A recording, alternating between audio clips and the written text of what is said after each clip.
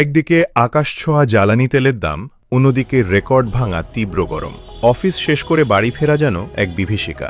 কিন্তু কল্পনা করুন তো, যখন সবাই এসির পেছনে ছুটছে, তখন আপনি কোনো খরচ ছাড়াই নীল নদে শরীর এলিয়ে দিয়েছেন, আর স্রোত আপনাকে ভাসিয়ে নিয়ে যাচ্ছে ঠিক আপনার বাড়ির দোরগোড়ায়। শুনতে অবিশ্বাস্য মনে হলেও সুইজারল্যান্ডে এটাই এখন সবথেকে জনপ্রিয় জীবনধারা।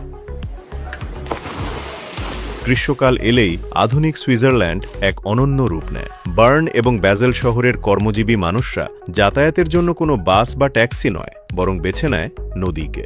তাদের সাথে থাকে একটি বিশেষ ওয়াটারপ্রুফ ব্যাগ, যাকে স্থানীয়রা বলে উইকফিশ।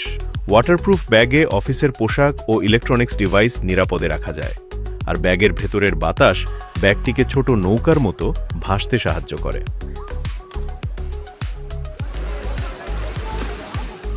যেখানে সারা বিশ্ব জ্বালানি সংকটে হিমশিম খাচ্ছে, এখানে যাতায়াত খরচ একদম শূন্য। মাত্র ২০ থেকে ৩০ মিনিট স্রোতের সাথে ভেসে তারা পৌঁছে যান গন্তব্যে। কোনো ইঞ্জিন নেই, কোনো কার্বন নিঃসরণ নেই।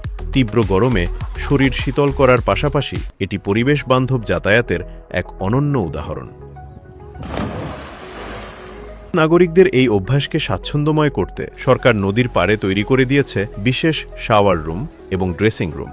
এমনকি নদীর পানির মান এবং স্রোতের গতি নিয়মিত পরীক্ষা করা হয়, যেন কারো নিরাপত্তা বা স্বাস্থ্য ঝুঁকি না থাকে।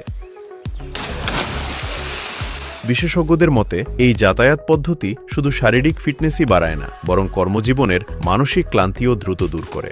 সারাদিনের কাজের চাপ ও তীব্র গরমের অস্বস্তির পর নদীর শীতল স্পর্শ তাদের মনে এনে দেয় এক ধরনের প্রশান্তি। আধুনিক যান্ত্রিকতার মাঝে প্রকৃতির সাথে মিশে যাওয়ার এমন দারুণ বিকল্প সত্যিই বিরল।